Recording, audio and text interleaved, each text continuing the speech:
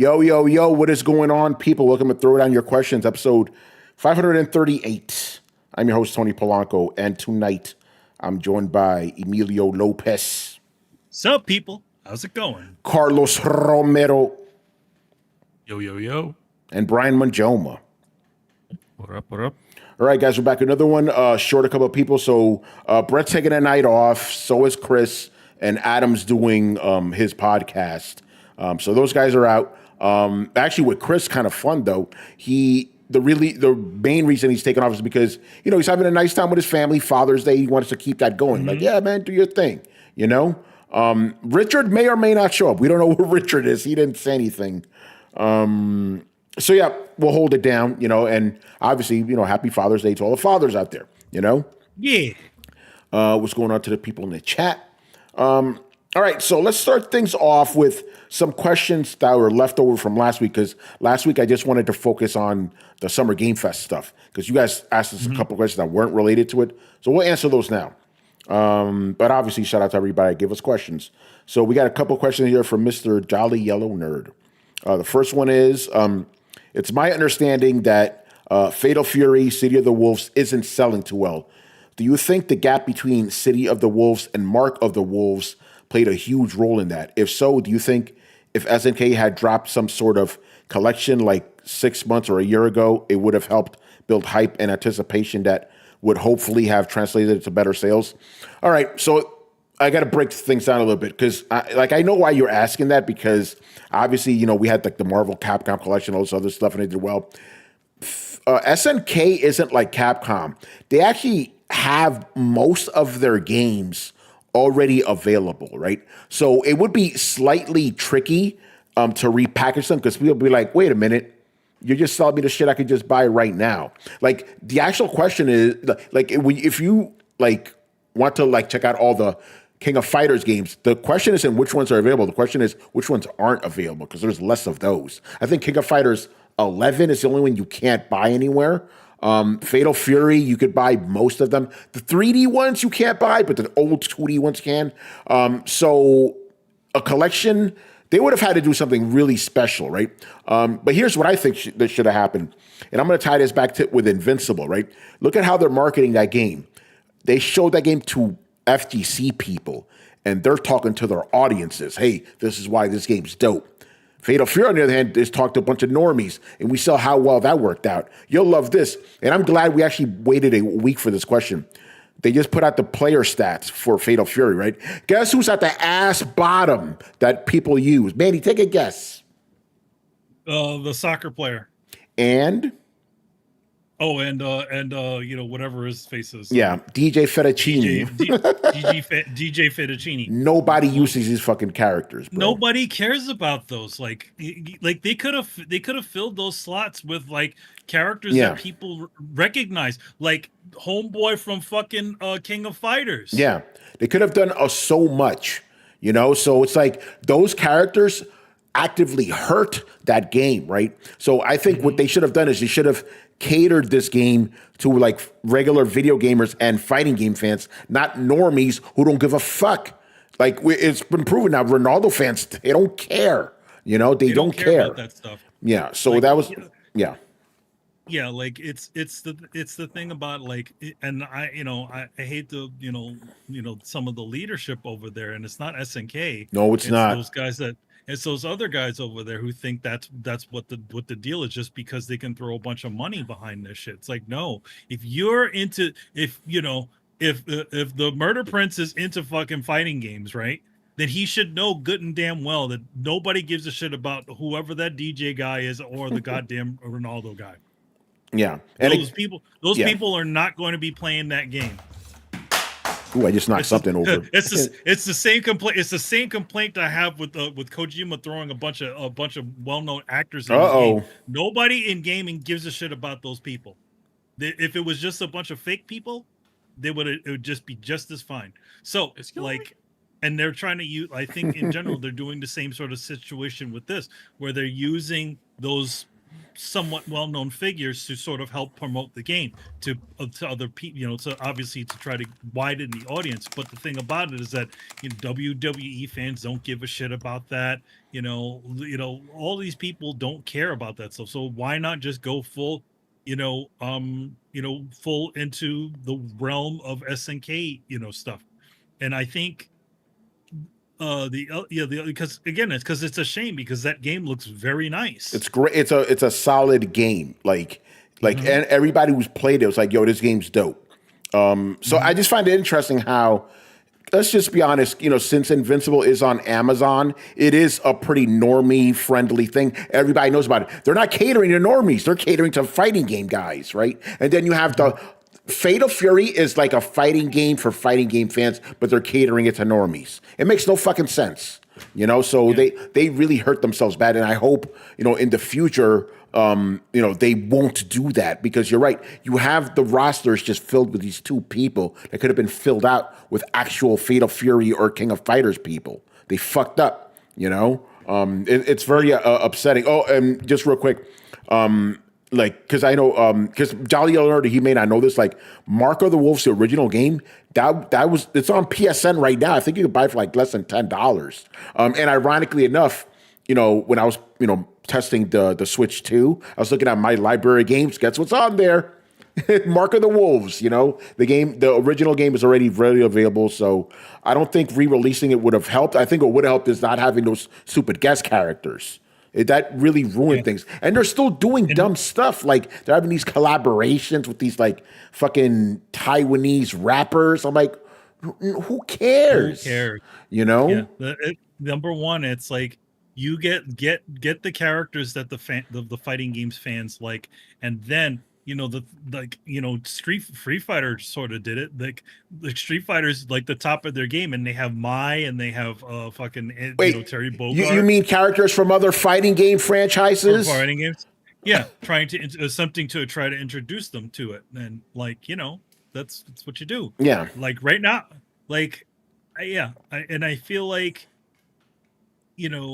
there are some games that have tried to essentially go for the normie market, but they've never been something that's so deep in the weeds like a Fatal Fury. This wasn't the game. Like Grand Blue's Fantasy is kind of like one of those games. Yeah. It's not like you can play it like a little bit of a deeper fighting game, but it's not that deep to where the people that are not, people in fighting games can actually just not into fighting games can play it and, and make something cool happen. Yeah. But look at that game. What collaboration did they do? They did 2B, a character from another video game. That makes sense. Another video game. Let's have a well-known soccer player. Yeah. Okay. Yeah. Like you they literally took one of the most popular like video game characters and made her into a fighting game character. Yeah. That's what you do. That's it. So yeah. Like I feel like off the bat, like, well, even for Street Fighter, right off the bat, they didn't have those Fatal Fury characters, but they did set that thing in your mind fairly early that those guys were coming. Yeah, that's what they should have done. Like, we do have Ken and Chun-Li coming to Fatal Fury, but they shouldn't have been in the starting roster. I think the starting roster of any fighting game should not have any guest characters. It should just be the main people, and then you could, because I know there's some people who are against guest characters. I'm not. I think guest characters are fine. They're kind of fun, but not off the bat. Not in the core roster, not in all the advertising. It ruins it, Mm-hmm. So yeah, I don't know the exact sales numbers, but think about it. This game did what every SNK game since King of Fighters 14 has been on an upward trajectory. Then this one went down, despite all the fucking marketing they're putting behind this thing. It's crazy. And it shows. Think about it. King of Fighters 14 was that really shitty looking one. That did very well for them. Why? Because they catered it to the hardcore fighting game fans. That's it. Yep. Yeah. That's it. Granted, it also benefited because Street Fighter 5 fucked up. Yeah. Like it's like, wait, okay, so Street Fighter has 16 characters. This game has 50. Well, I'm gonna play that. But anyway, so yeah, they fucked up. Clearly fucked up. And the fucking Saudis ruined it. Let's just be honest. But yeah, we'll see. Andy Bogart's coming. Yeah, they should have fucked up. Yeah, Andy Bogart's. They just showed Andy. He's looking pretty cool. Yep. He's been playable and stuff, but we'll see. But yeah. All right. Next up here. What's up, Jay Shep? Does the FGC have anything to do with it? The fighting game competition. Well, from the competition side of the game's doing very well competition-wise. It's getting a lot of views and stuff, but views doesn't translate to sales, But the core the core fighting game fans really like this game. They're not the problem. It's just like, the people they try to get into this. Okay, let me break it down. The core fighting game fans like it, but they could have gotten more FGC people interested if not for these characters. I guarantee you that, And it's also Fate. We said this. This is Fatal Fury. Fatal Fury is not a big selling franchise. I know they want to bring back Art of Fighting. That's stupid. That is retarded. You already have Art of Fighting characters in King of Fighters. Do that, But no, the FGC is generally giving this game a lot of love. It's just, nobody else cares, bro. If you don't get the normies in there, you're kind of lost, But with this game, they needed to build shit up. King of Fighters already established; it's already doing good. Fatal Fury needed to be built up.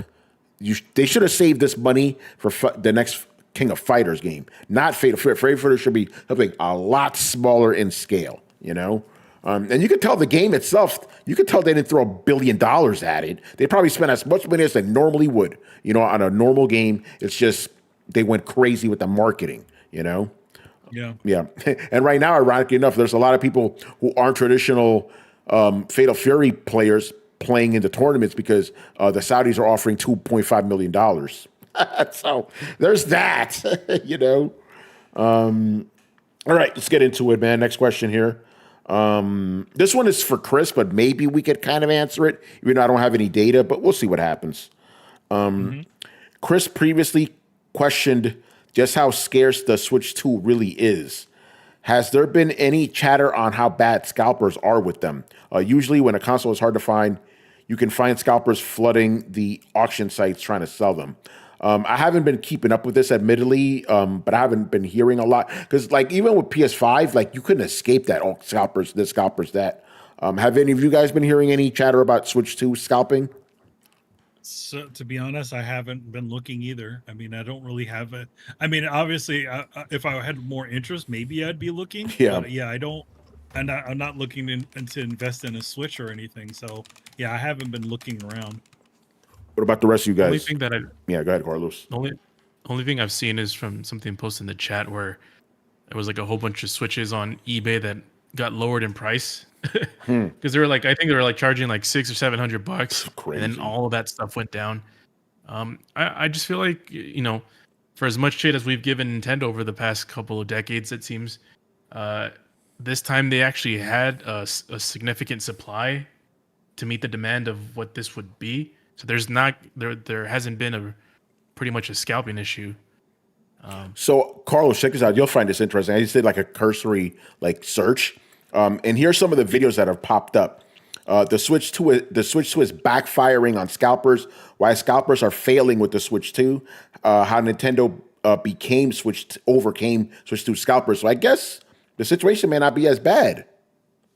Yeah, it doesn't seem anywhere. I mean, we're coming from the 2020 releases of the consoles where, for understandable reasons there were limited supplies. Yeah. But then we were also coming from the Switch and the Nintendo Wii, which were artificial scarcity to the T. Yeah. And this it doesn't seem like it's any of that, which is really surprising considering that they're coming from the success of the Switch. Create even more momentum by creating all this havoc by people doing anything to get their hands on this console. But it seems like everyone that wants it has been able to get it. So yeah, good on them. Yeah, no, that's a good point. Everybody I know that wants it, this console has it.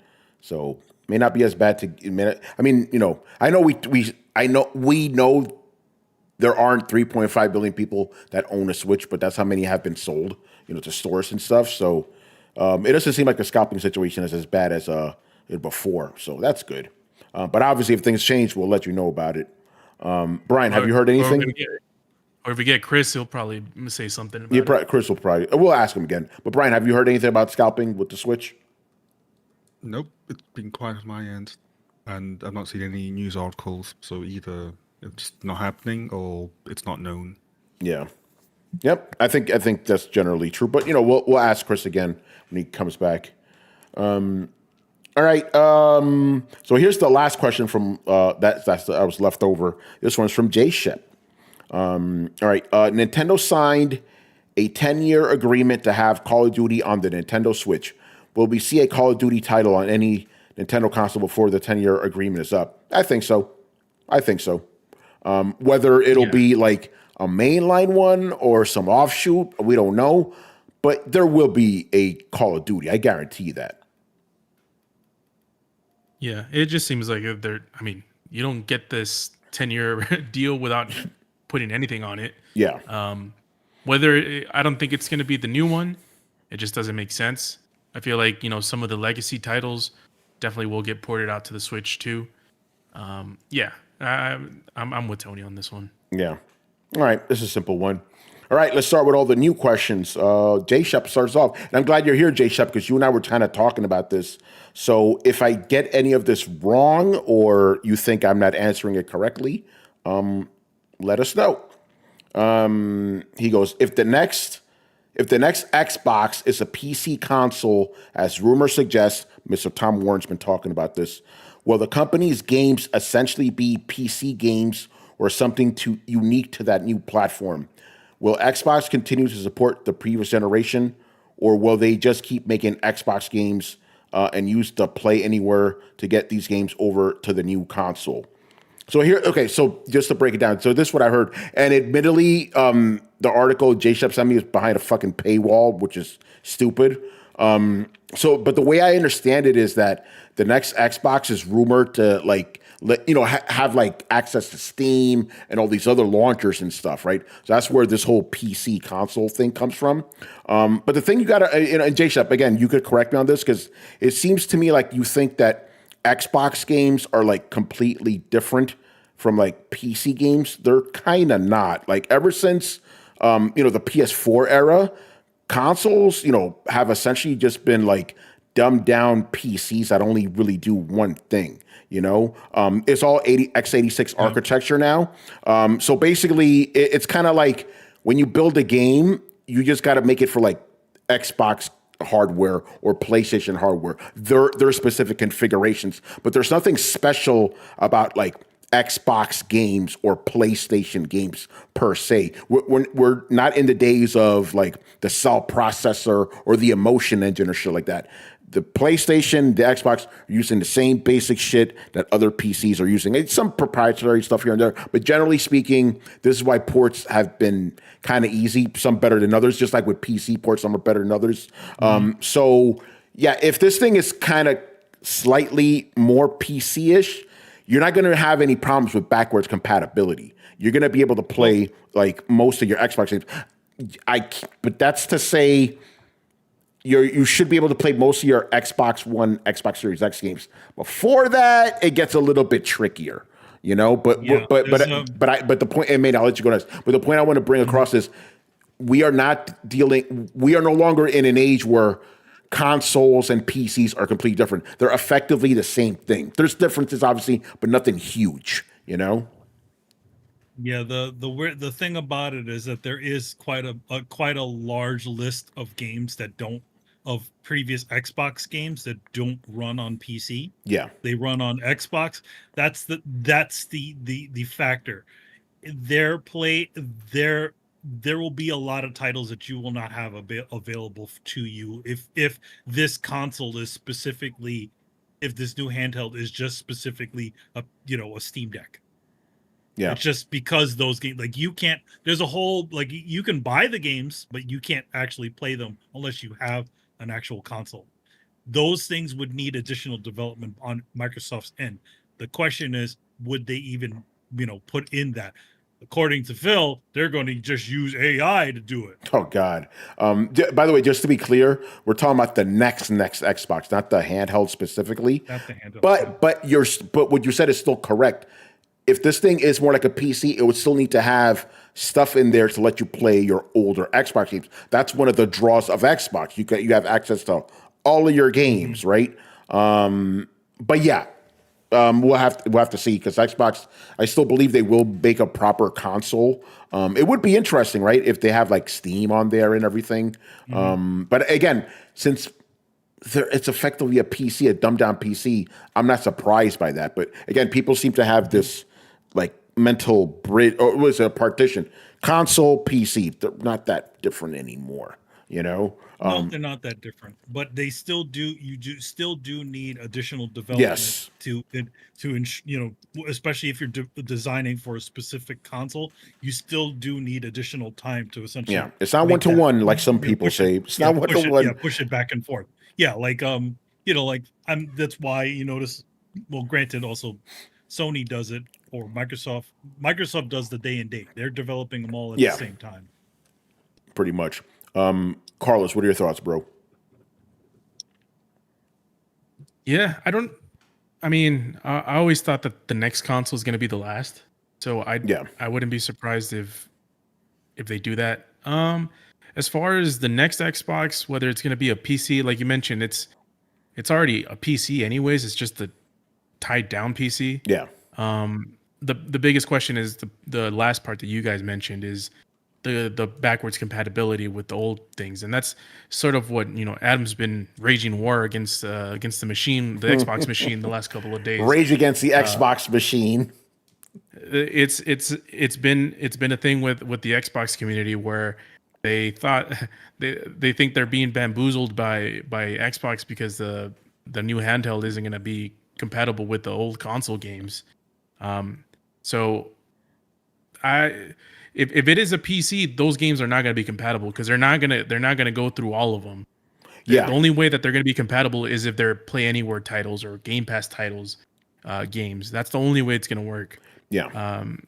But I think it's just going to be a regular Xbox. This next one, I agree. They might do the whole we're opening it up for Steam or opening it up for the Epic launcher and all that stuff. They might do that, but it's still going to be an Xbox at heart. It's not going to be just like a Windows PC with a Xbox skin. J-Shep goes, just to make sure we're on the same page, I'm saying if it's an OEM. Again, I don't know if you understand, like, OEM means company. OEM doesn't mean, or manufacturer. OEM doesn't mean machine, just to be clear. It can be an Xbox made by Asus, and it's still an OEM machine. It's So is that what you mean? I think what J-Shep is trying to say. Yeah, because that's the part I was confused by. I'm like, remember, OEM means manufacturer. Like, it's not a machine itself. It's maybe you're trying to say a machine made by an OEM. That's what you mean, maybe. But I don't see how that would factor into any of this. I could be wrong. Like, what does it matter if Asus makes it or Microsoft makes it? What does it matter? Although it would be weird, right? Like, wait, you've been making your own Xboxes for whatever amount of years, and now you're having somebody else do it? That's kind of interesting. And going back to J-Shep's thing, it could be an Xbox, a machine made by Xbox, and it's still an OEM machine, as long as whatever parts you're. That is true. Let's say for example, a part breaks down from your Xbox and you replace it with something. It's an OEM part. If it's made from, it's the same one that Microsoft made. If it's something else, then it's like, it's a third party. It's a Samsung part or something. Like an AMD chip. like if you go from an AMD chip to NVIDIA one, something like that. But it's OEM whether it's made from Asus or it's made from Microsoft. That's true. It's just the original person who made it is what's considered OEM. Like the PlayStation, the OEM is Sony. The O is original, after all, Yeah, exactly. Yep. Yeah. Cool. All right, Brian, got any thoughts on that? Nope. You guys pretty much made them all. Cool. All right, cool. Thanks for asking that, J-Shep. That's actually the main question of the night. Because the last episode did so well since we got the Xbox console. Like, let's do that again. By the way, there were some people giving us some shit in the comments, and by us, I mean me, Like, oh, there goes Tony the Sony pony hating on Xbox again. He was like, I'm like, what? Have you guys not been listening to the fucking show? You know, I was actually like more optimistic about this handheld than Adam and fucking and Brett were. Right, you know, Brett, yeah. But they were like, "Oh, look at this fucking pony! Here we go!" You know, like Tony. You people. Yeah, it's like, wait a minute. Like, I'm always the one catching all the heat, but I'll gladly take it. Yeah, the pony cast, as they keep calling us. I'm like, okay, sure. Like, that's just retarded, bro. Like over on Twitter, motherfuckers hate me because I'm supposedly an anti-PlayStation guy. If you ask some people, other people think about, I am a hardcore pony, but it is what it is. Jason goes, I need to polish my question up a little more. I mean, I think we answered it well enough. I mean, you're here. You can ask us more. This is Throwdown Your Questions live, baby. So if you want to ask us like a follow-up, sure. If you're not satisfied with our answer, we're more than happy to keep answering it. I'm okay with that. We're here for you. Remember, this is your show at the end of the day, not ours. This is the easy show. We just answer you guys' questions, All right. All right. So we'll move on and we'll come back, J-Shub, if you want to flesh that question out. Mob hits. This one was actually. Tony, what's up? Sorry, I'm so sorry to interject. I went to the comment section of that show. Yeah. You did see the person that was hating on you, right? Who was it? Was it other Zinc? Pretty much the same thing, just another name. Oh, was it Damien? Yes. Wait, because I didn't recognize the name. Did he? It was a Damien. Oh, let's go, Damien. I'm telling you, we block this dude everywhere, and he still listens to the show. Hey, Damien, what's up, brother? Oh man, that is funny.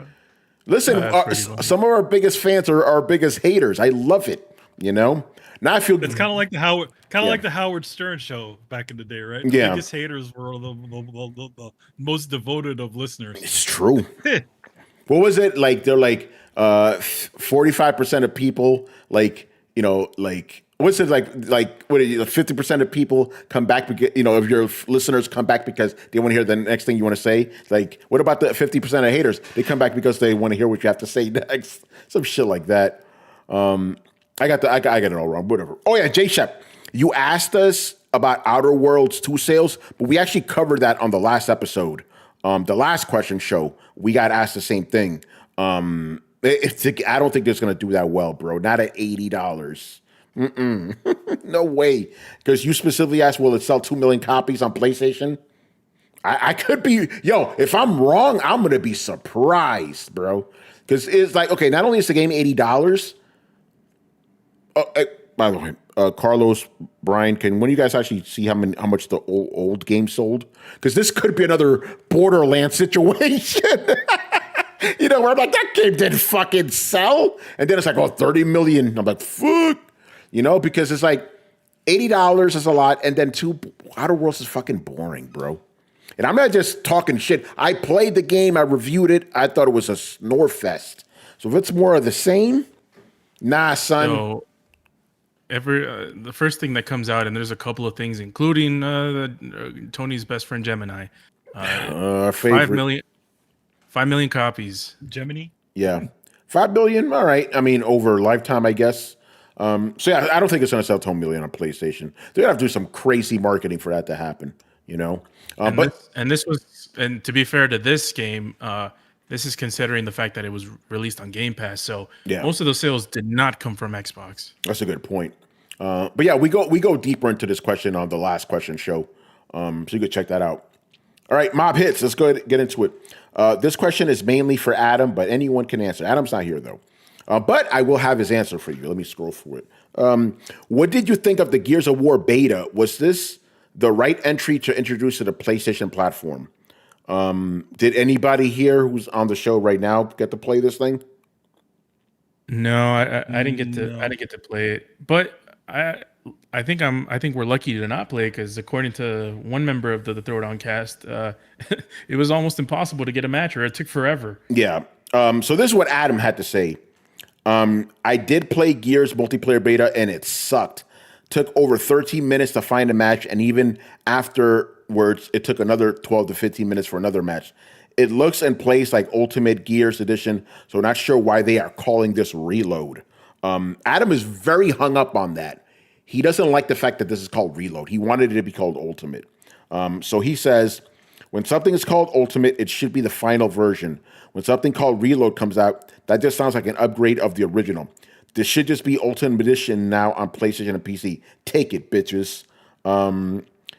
He goes, no one thinks Reload is higher in the pecking order of game tiers. If anything, they could have went with Definitive Edition. Reload sounds cheap, like it just includes a paid DLC.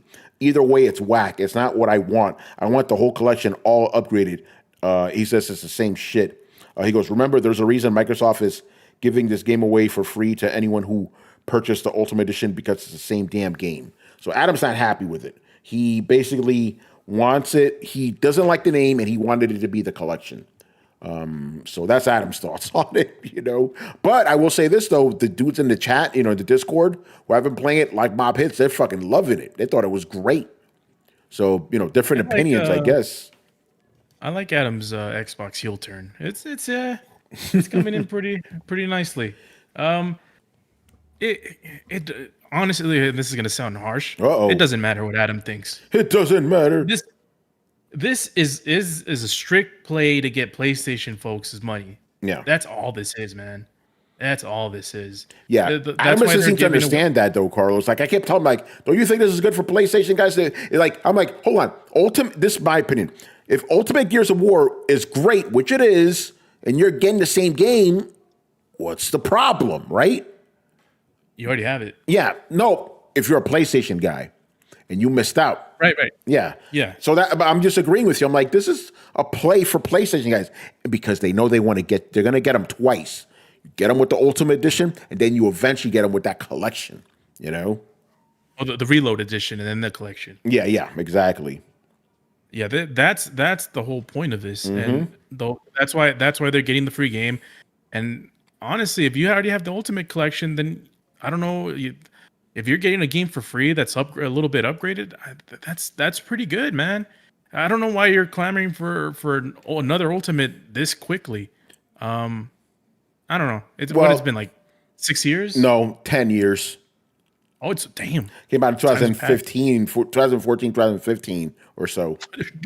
I thought this was like 2019. Yeah, well, that was my point. I'm like, hold on, why are you gonna call it Ultimate Edition? That's a name from 10 years ago. We gotta have something else. We gotta reload that shit. I don't mind the name change. Who gives a fuck? It's like the game is good, and it might actually look better because it's gonna have like 4K and shit. I don't know if the last one did, because it was a Xbox One game, and this is definitely going to sell 2 million copies on PlayStation. Yeah. Well, this is interesting, Carlos. J-Ship says he's skeptical it's going to sell well on PlayStation. I disagree. I think this shit's going to sell, I feel like out of all Xbox titles, I think Gears of War is probably the most PlayStation centric type of game. Yeah, because PlayStation already has it. It's called Uncharted. Yeah, PlayStation guys will buy this game, I think I don't think it's Uncharted, but I think it definitely is. I think it is a much more PlayStation-y game than, let's say, I would say, Halo. Yeah. But, again, the times have changed, so. Yeah, I think Halo will do very well. Forza's already doing very well. I think, especially, right now, especially since PlayStation's incredibly slow at putting out their car games, Forza puts out a car game pretty much every year almost, right? Yeah. And they have those two versions, right? They put out the kind of arcadey version and then the sort of simi version. So I think they've missed a couple of years recently. They missed a few years? Okay. But I mean, it's probably the, I mean, it was a good one to put out. So I don't know. I feel like I think it'll do okay. Yeah. By the way, Carlos, J Shep wants to know, what do we think are good sales numbers? Oh, I mean, it didn't take that much to get this game to port to the PlayStation. So anything over 1 million is pretty much gravy. That's a good point.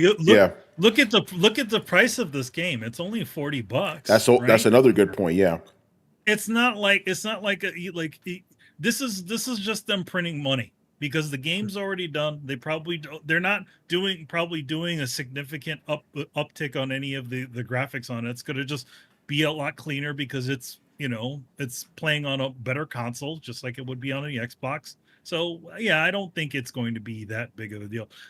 I do kind of find it funny though that they it's only Gears of War 1. Yeah, because it's just it's just Ultimate Edition. That's what it is. No, it's the Ultimate Edition, but I think that number one, it's because they're also it's the game after E-Day, which is going to be coming eventually. In time order. So to get people into that headspace, you put out the original Gears of War, and then also they kind of want people to buy the other ones, so piecemeal and make a little bit more. Of course, yeah. Throwing out a full-on collection. Yeah. I don't disagree with you, but I think the main thing is like this game already exists. Put it on PlayStation. We don't have to do any extra work. I think that's the real reason. No, that's PlayStation's idea with doing PC shit. Yep. Like, all right, it's a game that's already done. No, it's not making any money on our side of the side of the fence. Put it out on a PC. It's not. People right now, anybody who's going to buy a Gears of War game has already bought it on Xbox. Yep. But you have a whole generation of people who probably, a lot of PlayStation guys don't jump over to the other side. Mm-hmm. Now you have a whole bunch of people, open to play this thing. And again, I feel like out of any of the Xbox titles, that's probably the most PlayStation centric type of title. Yep, I agree. So yeah, it'll do well. All right, next up, another one from Mr. Mob Hits. Shit, I'm buying it. Fuck. See, there you go. There's already a sale right there. I already got a sale, so yeah. With all the controversy and horrible reviews surrounding it, has MindsEye now taken the crown for the shittiest release of a new IP? No, because Concord exists. Unless I'm wrong, I don't think this game's going to be pulled from stores anytime soon. Or, you know what I'm saying? They're going to shut it down. That's literally the barrier now. If you aren't discontinued after 2 weeks, you're already doing better than Concord. So, no, that is the worst launch of a new IP in history. Literally. You don't get worse up because every other game that could be comparable is still available to buy, I plan to buy it on the Pro once they fix their shit. There you go. See, you got another sale. So yeah, I don't think there's anything else we need to say about MindsEye. Failure, but Concord beats it. Absolutely. Yeah, Concord is gonna be tough to beat. Well, maybe Marathon will do it, right, by not releasing at all. Yeah. Well, actually, yeah, that's a good point. I mean, I don't know, because if they don't release it, then they won't have that bloated marketing budget. I don't know. That's a good one. That's a good thought experiment. Jay Shep goes, Concord was worse than E.T. and Red Fail. Yeah, because those games weren't discontinued. You can still buy Redfall right now. Yeah, E.T. obviously you can't buy it because it was on Atari, but that wasn't discontinued. Atari, yeah. E.T. wasn't pulled from stores 2 weeks after the fact. Yeah. Nothing beats Concord, bro. Yeah. It did so awful. They pulled it off. How many weeks later? 2. It was 2. 2 weeks later. Yeah. That E.T. didn't even do that. Yeah. I mean, granted, E.T. kind of helped spur the, video game crash. So maybe you could say that was worse. In that case, yes, you would be right. But as a game by itself, yeah. But E.T. was really the straw that broke the camel's back. Things had already been building, And then also that situation was a garbage situation for that one developer. He did that fucking game in a night or something. Yeah, it was like a weekend or some shit. Yeah, that was crazy. He had absolutely no time to do that fucking game. So the fact that they put anything out is a miracle. That is true. Yeah. Whereas Concord took 8 years and $400 million. Yeah, you're just paying one guy. You're just paying one guy to do this thing. It's crazy. All right, GZDR. And let me finish this question because he's assuming some stuff here. I hear assumptions are the mother of all fuck ups. Ever since Sony canceled The Last of Us Factions, the panel has hated on every Sony live service attempt. Live service isn't going away. So what existing IP does the panel want Sony to turn into a live service, except Factions? None. And here's the thing. Let's walk it back. Brian, what person on this panel has advocated for Factions? None. No one has. Precisely. Nobody's cared. No one. So it's easy. Maybe Riku. Yeah, but maybe Riku. He's probably the only one. But GZR, you're old school. You've been listening to Throwdown when we were back on with torrents, right? You know we've been critical of this game forever. So because your question is kind of assuming that we only hate on PlayStation's live service games because they cancel Factions. No, we don't want any of that stuff. None of it. You know? No.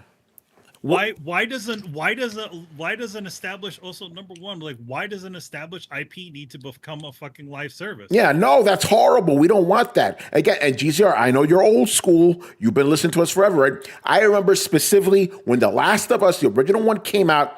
Me, Brett, and shout out to Rachel, we got on a separate podcast to shit on the multiplayer aspect.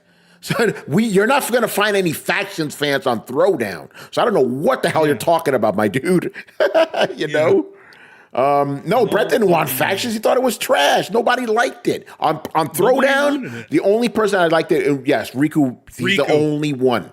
He's only one. But no, so yeah, no, we are not mad that they canceled Factions. We specifically said they never should have started it in the first place. Not only for the first game, but for the second game. I'm like, why bother? When people talk about The Last of Us, aside from a couple of people, I will give you that. There are a few people that like it, but most people do not talk about the multiplayer. They talk about the story. No one gives a fuck. As a matter of fact, that was one of the last games that did the whole tacked on multiplayer shit that we were all against, So yeah, I don't know where you're getting that narrative, my dude. I don't know where you're getting that narrative. Not on Throwdown, You must be listening to some other down. You listen to that other podcast. I don't know, bro. Because there are other podcasts that really love themselves some Factions. Shout out to them, but that ain't us. That ain't us. Also, we to be fair to us, we never crapped on Helldivers. No, we didn't. We didn't care. It was beneath us. Yeah, it's doing what it's doing, and it's like okay, and it's working out for them. But I feel like Oh wait, I'm confusing it for one of these other fucking games. Helldivers. I just don't care. I'm like, whatever. Helldivers is the only time we crapped on Helldivers was that PC PSN login stuff. Yeah, other than that bullshit. And obviously we dunked on Destruction All Stars for obvious reasons. It's trash. But no, we are not mad that they canceled. In fact, nobody gives a fuck on this panel, bro. Never have. Listen to the shows. You've been listening to us since day one. You should know this better. You should know better. Yeah, I thought you were the Sony down. So Yeah, right. Like everything. Yeah, hey Damien, look at us, bro. Shitting on PlayStation right now. Where you at, bruh? Oh man, you know how it is with these guys, man. They only hear what they want to hear. Hey Damien, how do you like that everything's an Xbox, even a PlayStation? Oh man, yo Damien, where your exclusives at, bruh? Oh, you know where they are? On PlayStation. Oh man. All right. He's like more the merrier. Yeah. Brian, you got any quick thoughts on this? It's hard, I mean, again, we honestly do not care about Factions. We just laugh at the idea that if this thing was so popular, then why doesn't it exist? Why was it cancelled? And yet all these other ideas exist. Thing that gets me is like, why does Concord exist when everything else was cancelled? That's just the fascinating part. Again, generally, we're not fans of live service games. I do believe that if the right one was made, then we could enjoy it, but it wouldn't be for too long. Like the closest thing we have that we enjoy that could be classed or has live Destiny? service elements, Monster Hunter. Yeah. Monster Hunter. Yep, Yep. there you That's go. Yeah. that's by far the closest thing that we all enjoy here that could be classed as live service. And even then, it's a thing that we hop on every now and then. Yeah. But yeah, it's just again, we have nothing specifically pro factions. It's just we just find it funny. Later, J Shep. Yeah, no, it's hilarious, dude. It's hilarious. All right, moving on. Another one from GZDR. This one's kind of fun. How much would it be if you had to put a dollar value on your current video game collection, physical or digital? Who knows, bro? I've never taken like stock of that shit, to be honest.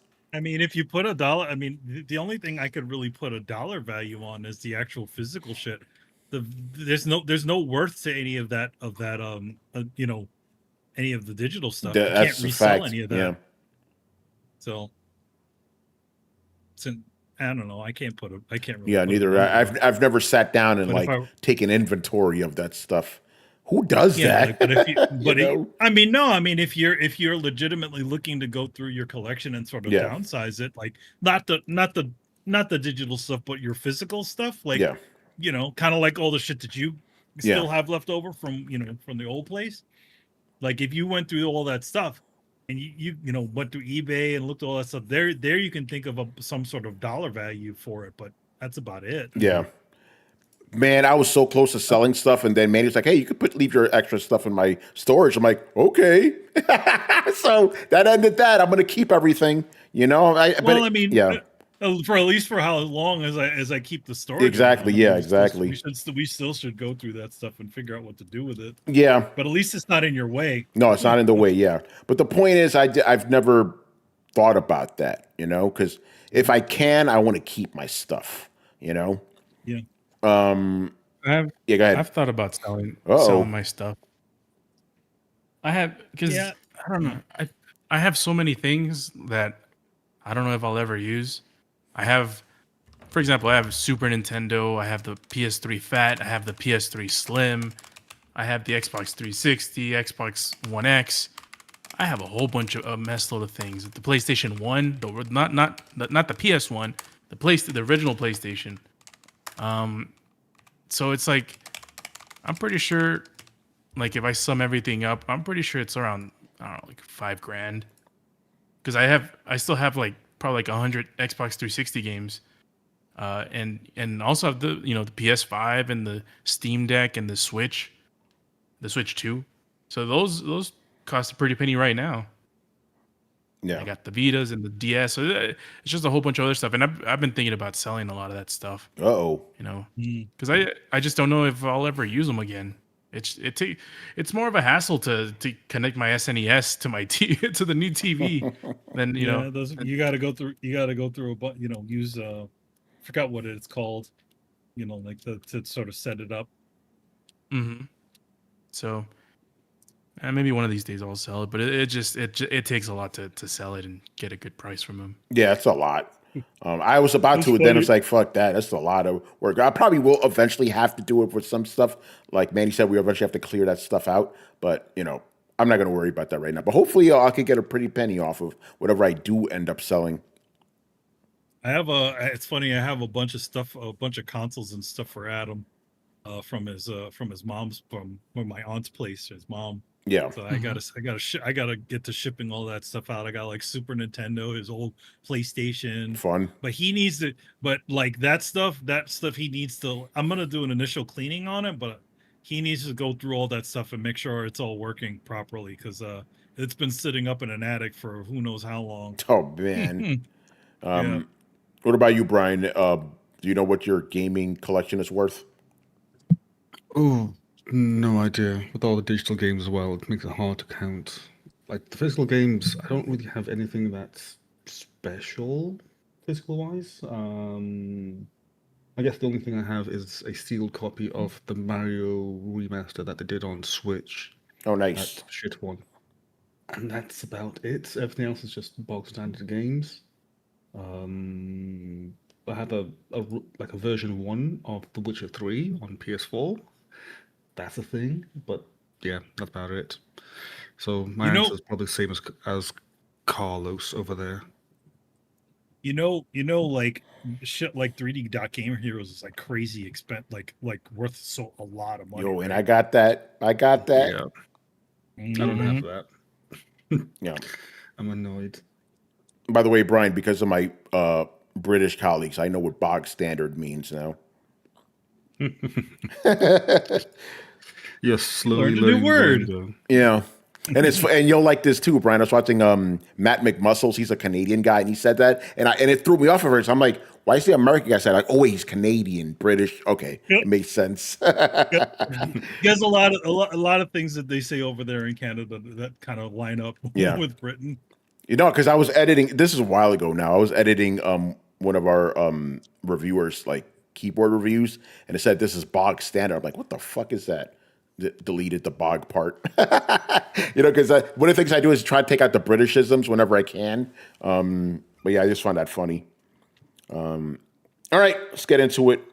We're gonna have a few sponsored questions because you guys asked a lot of questions. Yeah. So thank you to everybody who decided to sponsor. Let's start off with Mr. Romudeth taking on a couple questions here. This one's from Jay Shep.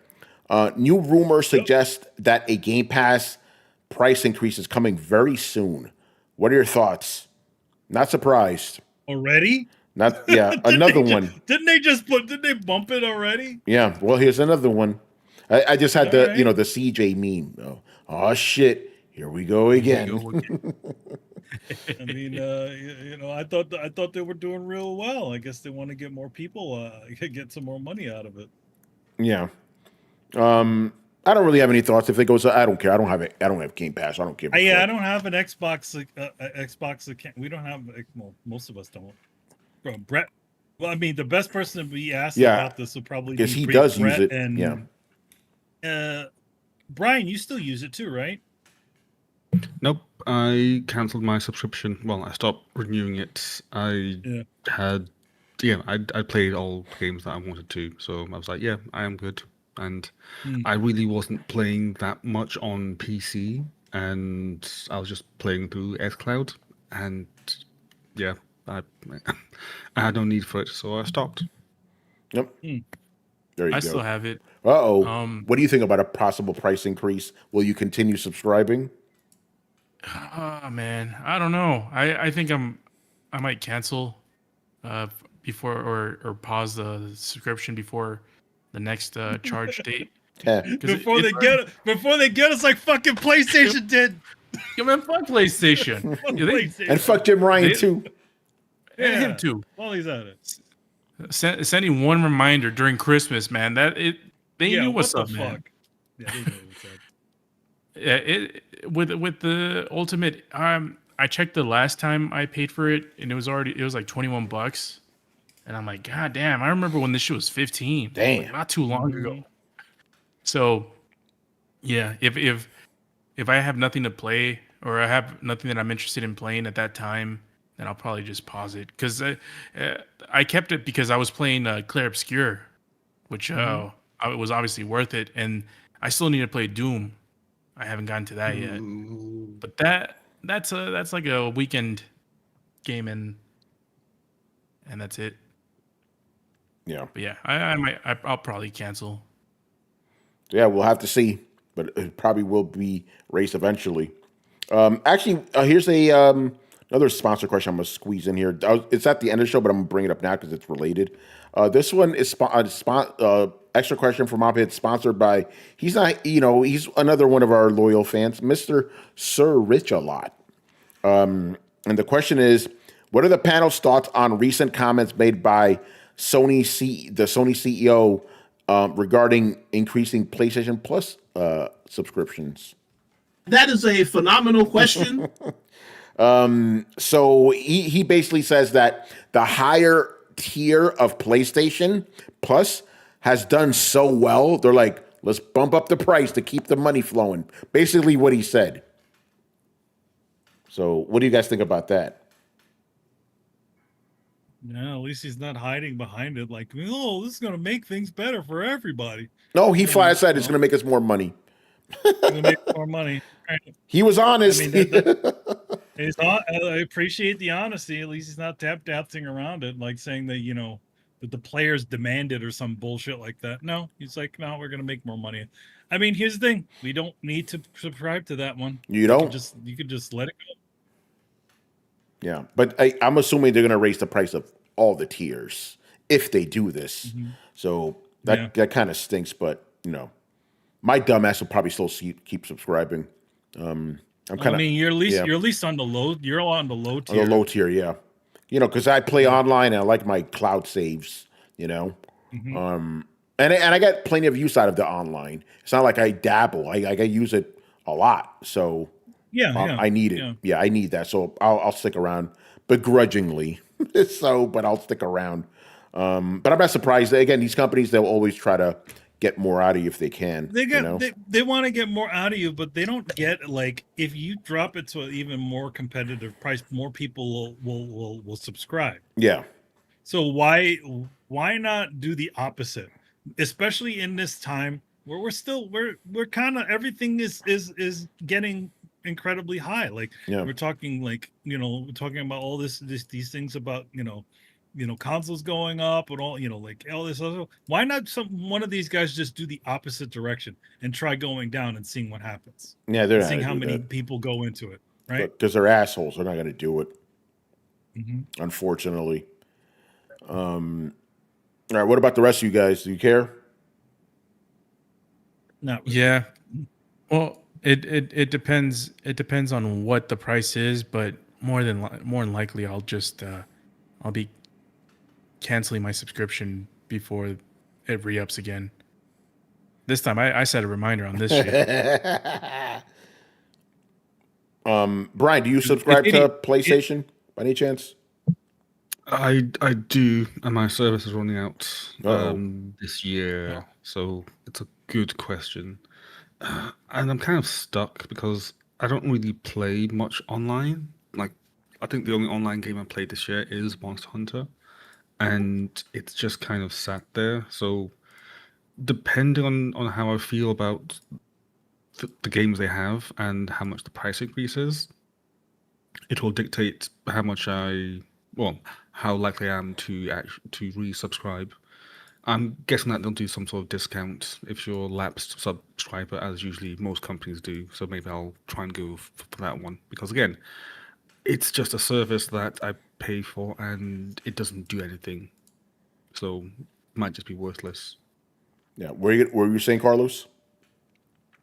Yeah, it's $80 per year. So if it's gonna go up, it's probably gonna be around 90. I'm guessing for the lower tier. Yeah. For the 12 months. And yeah, with Brian, I've only played Monster Hunter. The only other game that I can think of that I'm gonna be playing online on PlayStation is Gears. So I don't know if anything else is coming out within the next 12 months that's gonna be like a multiplayer game that I'm interested in from PlayStation. So more than likely, I'm pretty sure I'm gonna be canceling. Yeah. Set that reminder. Oh yeah. All right. All right. Here's another sponsored one. Extra question from GZDR. I like the way he starts it. My cousin Vinny has bona fide information that the Xbox ROG Ally will be $999. He goes, how many units does the panel think it will sell? How many units would it have to sell to equal a failure? So, to quote Richard, that is a phenomenal question. Just for context, so far, 6 million PC handhelds have sold, and 4 million of those have been the Steam Deck. So you have to divide the other 2 million that have sold between Asus, Lenovo, Neo, and all those other companies, right? So because of that, it's actually difficult to tell how much it would need to sell, because obviously these consoles are not selling millions and millions, but they're obviously making enough for the companies to continue making them. Like Asus already has several versions. So does MSI Claw. So does Lenovo, Legion Go. Like there's several versions of these. So these things are selling enough. Obviously I'm not privy to how much is enough. So can't really answer this question because I don't know the inner workings, All I know is like everybody else has sold 2 million collectively.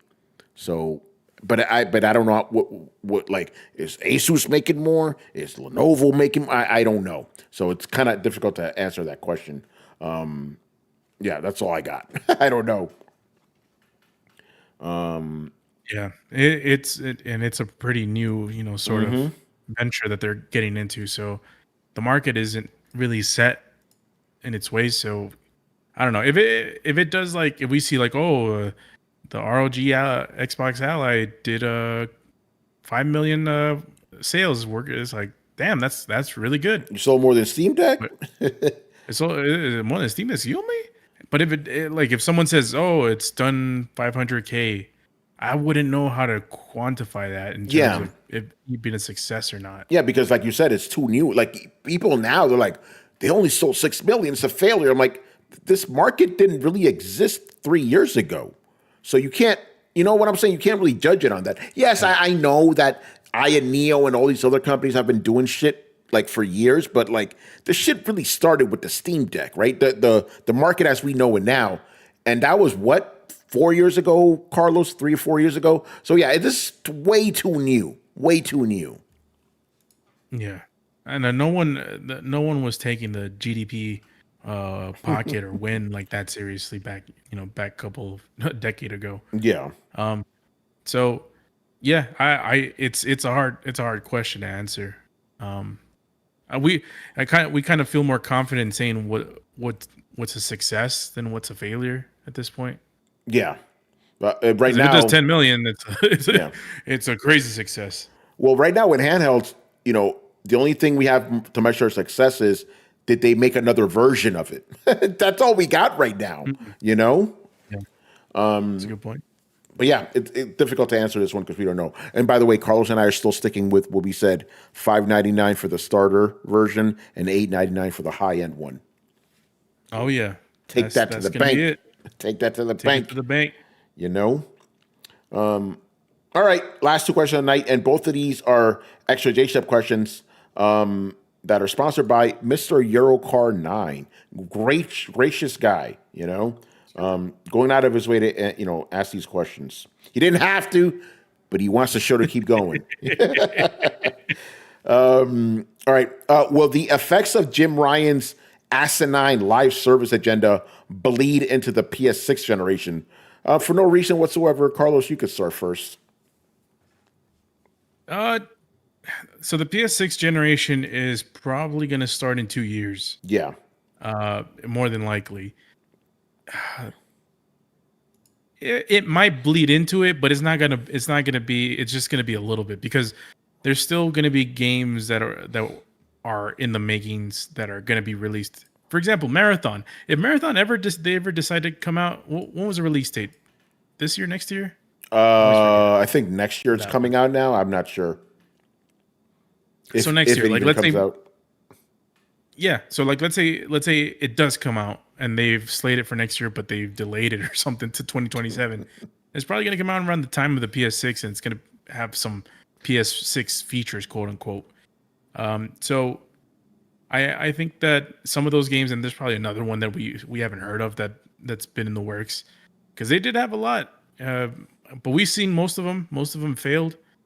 Some of them were just okay, but I'm pretty sure some of them are going to spill into the PS6 generation, but it's not going to be the focus. We've seen plenty of failures for them to course correct at this point, and we got a new regime too, so it's not the Jim Ryan regime anymore. Yeah. My answer is, I hope the effects spill over in that they won't be making any more live service games, because Sony's just stopping this stuff, it seems, except for Marathon. So I hope that they go, oh, this shit didn't work. Let's not do that again. So in that effect, I do hope it spills over. But yeah, it's still too early to tell, Tony, so the Jade Raymond game, remember that? That didn't get canceled. They canceled Jade Raymond, just not left the the game. studio. That's right. Yeah, that's still in development, isn't it? So Marathon and that. So yeah, but I think, even Sony's like, we need to back off, Even though the leadership says things aren't going to change, or because these failures are not going to do anything, they're good. But I think there is. Yeah, their actions kind of say otherwise. But I also think, I don't think they're going to stop doing attempting to do these things, because obviously with a situation like Helldivers, it did work. But I think but if you look at Helldiver's situation, they did it the way you're supposed to do it. It's not a huge investment that they did for this thing. And what they put out there was solid on its own. Yeah. To get people to go along. All these other situations are all bloated because whoever is in charge or whatever demands that they have are, pushing it. I feel like, again, I don't know how long Helldivers was, but I don't remember them saying that game was had a huge budget, or the team had this bloated team. Yeah. So I think if they're smart, that once these games start to blow over into 8-year-old titles or more than that, just to develop this one multiplayer game that's less than half baked like Concord was, they should have cut the cord a long time ago. As soon as they saw that game was so close to release and it was looking like the way it was, and they fooled their minds into thinking that this was going to be some sort of success, they should have just pulled out right out of that thing. They should have cut the Concord. They should have cut the Concord on. They wouldn't have been. And you could see how hard they were pushing. They went and paid for a fucking animated thing. Like an animated. Oh yeah, that's right. Short on Amazon. On there. So for that trash. Yeah, and then they had all those trailers those little cinematic trailers they were going to be supposedly putting out because they were trying to do Overwatch. But yeah, no. But yet, no, the game that everybody calls the titty game, that game is doing pretty well, ain't it? And I think the interesting thing is most of the games that we've known from speculation have been canceled. Remember there was a God of War multiplayer game that was supposed to come out? Yeah, that they had fucking Blue Point on for some fucking stupid fucking reason. Insane. Who at fucking PlayStation said that was a fucking good idea? Jim Ryan. Factions was canceled. Who else? Who knows? Factions was canceled, and there was fucking Horizon. Remember Horizon was supposed to have live service too. That's right, yeah. And then the Spider-Man one. Mm-hmm. They were trying, man. They want that Fortnite money. It's crazy. Yep, they do. So I did read a recent interview that Herman Hulse did, and Riku, where you at? Yeah, and apparently Sony remains committed to live service games. Oh God, fuck! You just shut up. So it seems like this won't go away. Like they won't learn the lesson. I told y'all about Herman. Makes sense. Like I actually was reading some news that the large majority of Sony's money, well, PlayStation's money, comes from microservices on the store. So that makes sense as to why they want their own live service games. That way they get to reap the rewards on all fronts. Which again, business-wise, makes sense. Yeah. But how practical that is, given how bad it's gone, another story. Yeah, man, it's crazy. All right, and the last question of the night, another extra one from Jay Shep here.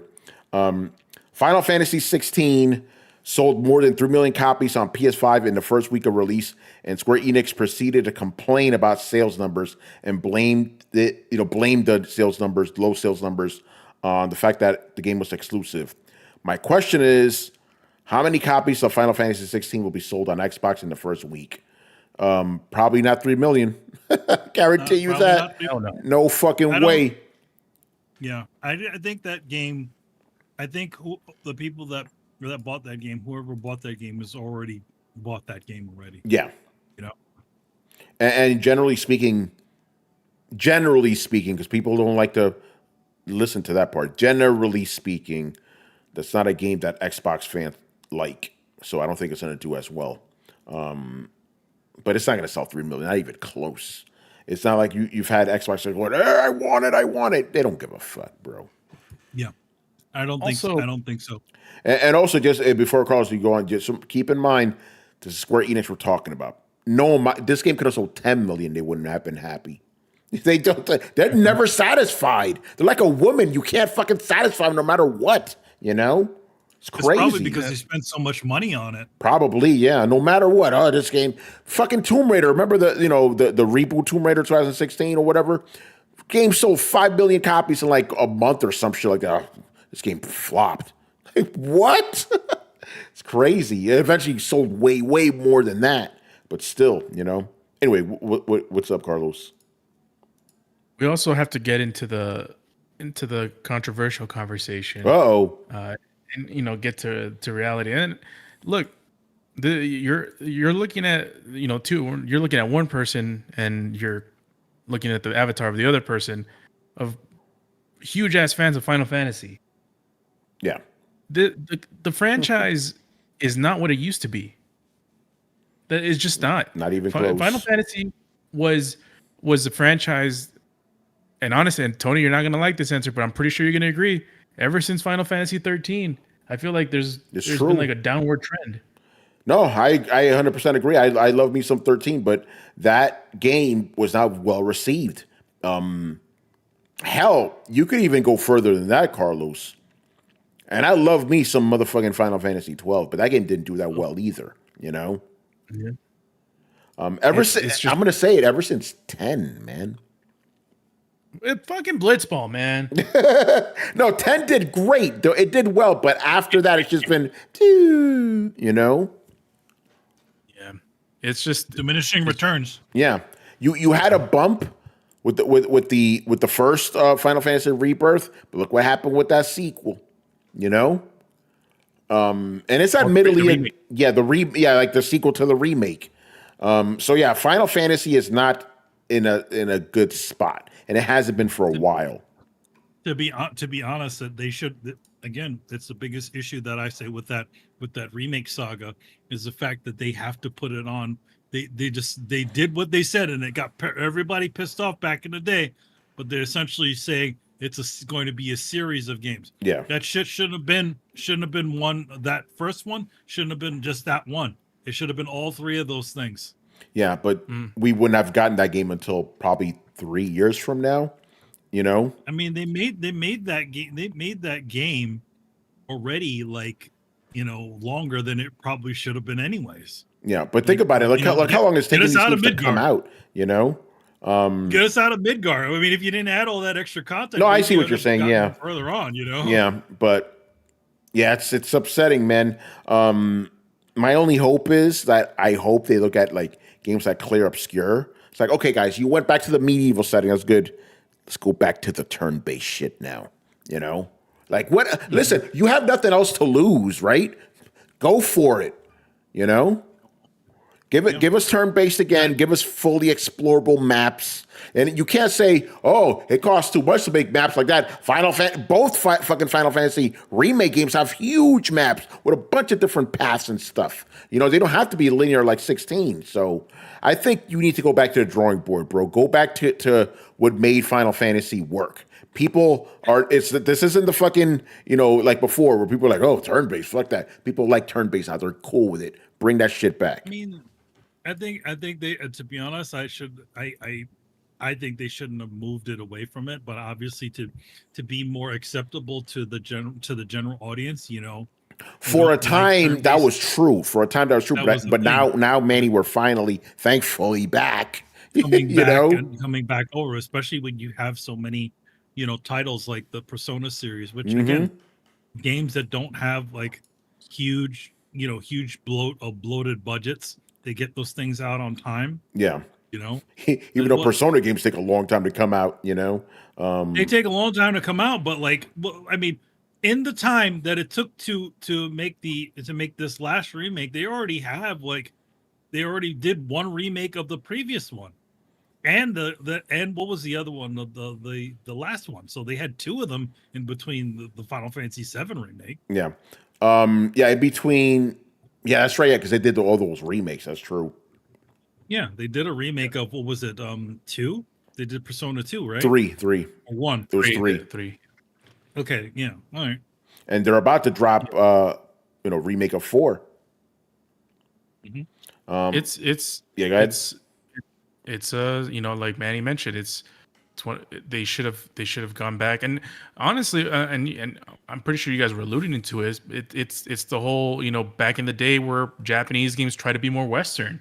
Yeah. And now it's like, that's it. Really, you guys are like Square Enix. At least the Final Fantasy portion of Square Enix. It's like you guys are stuck in the part that didn't work. People want to be more. People want to see games that are more like Japanese. So it's something that I hope that they can go back on. Like Tony mentioned, Claire Obscure. That's a perfect. Like every video that I see of old school gamers that are older, like our age and older, or maybe a little bit younger, like they all say the same thing. It's like, oh, I wish Final Fantasy was like this. Yeah, shit. Because it's great. It's turn based, and with the dodge and the block and the parry stuff, that gives it the sort of the actiony feel that maybe they're trying to get to with their newest direction after they went after the turn based. Also, one thing that I'll tell them: you want to sell 5 million copies instead of 3 million copies. Make it easier to ride chocobos in this game. There you go. Don't make it a side mission. Make it a side mission on the side of a town that went to shit.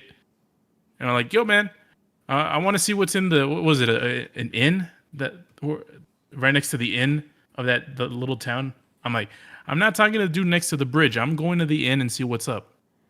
Yeah, that's funny. But yeah, they need to have a serious sit down, man.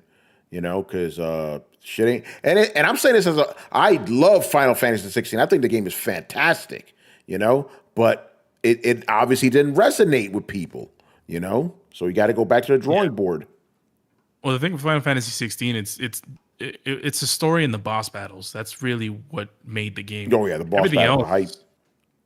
Everything else was kind of. I mean, the traversal was bad. It was just corridor after corridor after corridor. Yeah, the linear dungeons were definitely problematic. That was a big turnoff, But the story and the characters were really well done. And I like the tone of it. Like everything, it had a lot of good things in it. But yeah, Square Enix, you need to rethink shit, bro. You really do. Also, last thing, I don't remember exactly how we started the conversation, but like a decade ago, not even a decade ago, I haven't been here this long. Yeah. Like 8 years ago, I remember we were talking about the Final Fantasy remake, and I remember everyone was hyped about it, and I'm like, I don't know if they can get that magic back. I just remember something like that, and I'm like, yeah, well, yeah, no, you're right, but the thing is, like, the first remake did. It was like, oh, remember we used to make good Final Fantasy games? But, then the second game came out and didn't resonate, Too many mini games and shit like that. And I also think, now that I think about it, I think the remake also did well because it's a pandemic game, That's true. Yep. I didn't put that two and two together. Like, yeah, that had to factor into it. People were stuck at home. The new game's new. Let's play it. It's crazy, man. All right, we are done here. Another good show. Manny, do you have anything to plug? Let's see. I mean, there's the Teenage Mutant Ninja Turtles cover series, which I think we're going to be on our last one. Yeah. Which is going to be the Raphael cover. It's coming out pretty soon. Street Sharks cover by Karen Randolph and myself. That's going to be coming out. probably in a few months. Yeah, they announce these things pretty quickly. Also Power Rangers. I think it's Power Rangers something Power. I can't remember it. I'll have to look at it up. But I did a cover for Power Rangers book, which has the VR Troopers in it. So that's down the line too. So yep, that's what's coming up. All right. Carlos, you want to pimp the coalition stuff? Yeah, make sure to catch the Coalition with a K for any and all gaming related stuff. Richard Bailey Jr. has been doing a lot of good stuff related to Summer Games Fest, so he's got you covered there. Also, if you guys are interested in the Walking Dead universe, we have a show called I Am Negan, which is on YouTube and thecoalition.com, the Coalition with a K, or the Coalition with a K on YouTube, where we're covering Dead City. Today, actually, we released the review for the penultimate episode of the season, and it's almost over. The finale is next week, so if you guys are curious on our thoughts on that, make sure to catch the Coalition on YouTube. There you go, man. Apparently it's been 24 years since the first Tomb Raider movie came out with Angelina Jolie. Damn. So I'm watching a clip of it, and I'm like, he's fighting a robot. I'm like, whoa, that robot looks good because it's practical. For the most part, there's some CG shit in there. But it's like, but this is how we used to do. We used to mix practical and CG, so you kind of couldn't tell, or they tried to. Now it's just all CG and everything's all fucking fake looking, Like this shot's obviously CG. Angelina Jolie looked good too, man. Fuck. Anyway, we're getting sidetracked, so let's wrap it up here. So make sure you follow Throwdown on Twitch and Twitter. Subscribe to us on YouTube. Join the Discord and follow us on your favorite podcast app. Links to everything down below. Once again, I was your host, Tony Polanco, and tonight I was joined by Emilio Lopez. See you next time. Carlos Romero. Peace out. And Brian Manjoma. 24 years ago. Remember when we used to make films? Yeah, we don't do those anymore. Oh, man. All right, guys. We'll see you on Thursday.